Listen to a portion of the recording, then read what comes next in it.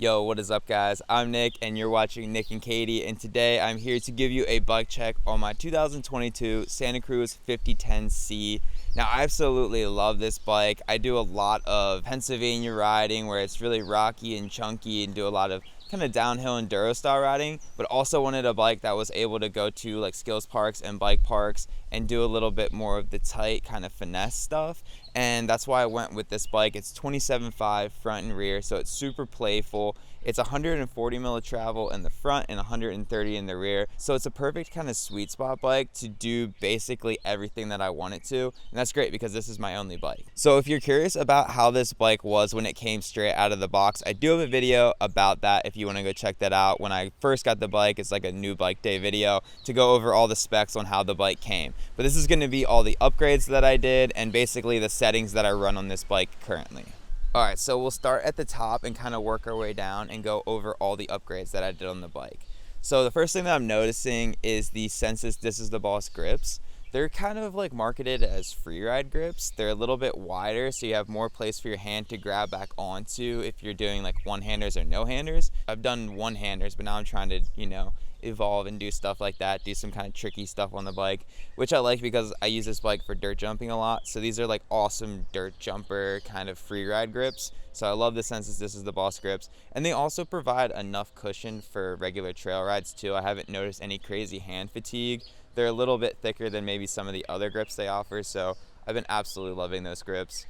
Connected to the Sensus This Is The Boss grips are the BergTech Ride High bars. These are Josh Bryceland's signature bars. They're 38 millimeter rise. I upgraded from the Ride Wide Enduro bars that came with the bike, and I've been absolutely loving how these bars feel. I tend to like a little bit of a higher front end on my bike. It just kind of allows me to, pull the front end of the bike up a little bit easier, and it just kind of complements the all over feel of the bike, which I really like. Another thing I did to the cockpit area is that I got a 35 millimeter BergTech Rhodium Silver stem up here. I went from the 42.5 to the 35 millimeter because I wanted to kind of shorten up the reach of the bike, and I feel like that combined with the handlebars really did a nice job of that and made the bike feel even more playful. So I really like that. I feel like that was a really solid upgrade, and I mean, the silver is just absolutely busting, so yeah, I had to go with that. So while we're on the topic of cockpit, I feel like it's important to mention that I also have these BergTech spacers here. The ones that came on the bike were kind of overlapping and not really sitting too nice, so I went and upgraded these spacers. And as you can see, I have my stem stacked at the very top of all my spacers because I really like that high front end, and that just even exaggerates that even more. So I absolutely love that. So while we're on the topic of BergTech, I also replaced the front and rear through axle with the BergTech through axle. Now it came with the quick release style ones, which are great if you're taking your wheels on and off constantly, but that's not really something I would ever do, so I wanted a more clean, sleek look, and these through axles from BergTech definitely delivered on that. They have a get out of jail side too, where you can put an Allen key in. If you accidentally stripped like the one side of it, you can put an Allen key on the other side and get it off still, which is great if you end up rounding out the Allen key hole. So that's another awesome feature about that. So the next thing you'll notice on the bike, and it matches my BergTech stem, is my 1-Up pedals. And now 1-Up doesn't make pedals in this color, so I actually had to remove the anodizing using oven cleaner and then polish them up myself to get this nice kind of polished silver look. And I feel like it complements the stem really well and ties the whole bike's color scheme together really well. So I absolutely love how those turned out, and if you're curious as to how I did that and want to turn some of your components to a nice polished silver, or even like a kind of more rough silver look, if you don't want to do the whole polishing thing, click this video right here and it'll take you to how I did that. That was a really fun kind of scientific procedure that I did, so yeah, definitely go check that out. So the next upgrade that I did on this bike was kind of a forced upgrade, is the rear wheel. I was at a bike park and I got a rock stuck between the seat stay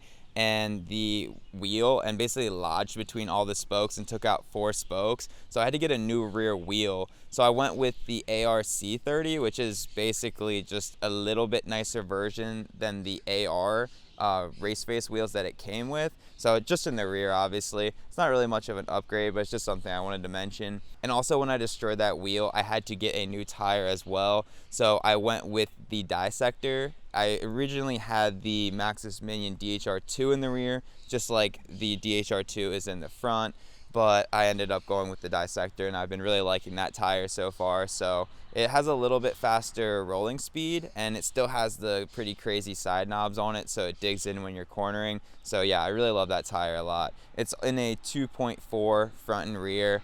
Yeah, nothing really more to say about that. Just great tires, you can't go wrong with Maxxis. So the last big upgrade I did was I went from 180 millimeter disc rotors in the front and rear to 203 millimeter disc rotors. I went with the SRAM centerline rotors. Again, that's what it came with. It just seemed like the simplest upgrade, and those have been absolutely great to me. I did that about a month ago, and I have a video about that too up here if you want to check that out. And also, I'm going to create a playlist down below of basically all of the different upgrades that I did, because I basically made a video for each one of these upgrades somewhere along the line. So if you're curious about one particular upgrade and you want to learn about it in more detail, I will have that playlist below for you guys to check out. But yeah, these disc rotors have been absolutely fantastic. So, you know, bigger disc rotors help you stop faster. It's a little bit cheaper than upgrading the actual brakes themselves. These are the SRAM G2R brakes, which are pretty basic brakes, nothing crazy.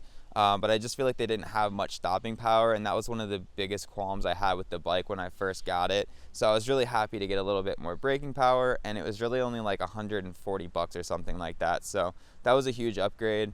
And yeah, none of the upgrades I really did were like break the bank upgrades. There was no suspension swapping or anything like that.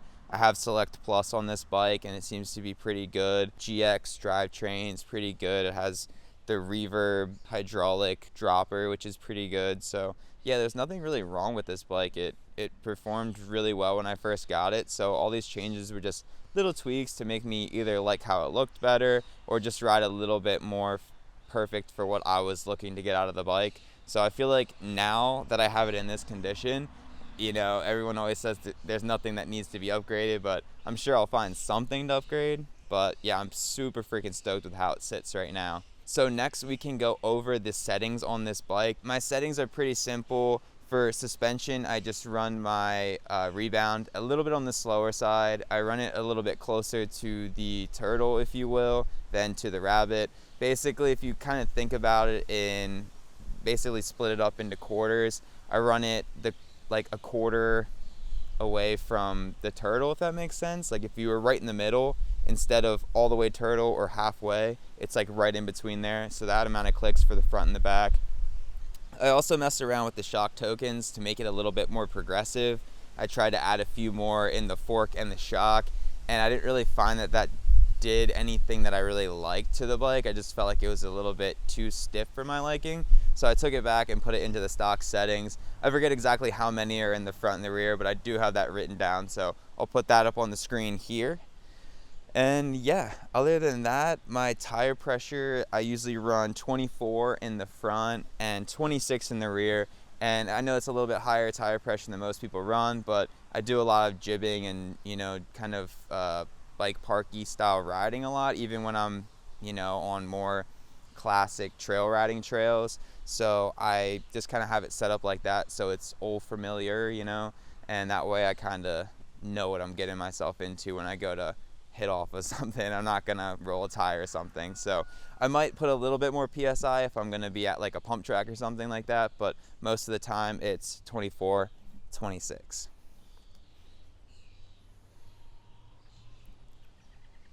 So yeah, that basically does it for my 2022 Santa Cruz 5010 bike check. If you guys enjoyed the bike check, be sure to hit that like button. And if you want to see more videos from me and my wonderful wife, Katie, be sure to subscribe to our channel. We have tons of stuff about all kinds of things related to mountain biking, so you won't want to miss that. And also I have tons of other videos about this bike. So if you like this bike, you definitely want to go check out those videos. So check out the playlist down below, and we'll see you guys next Sunday.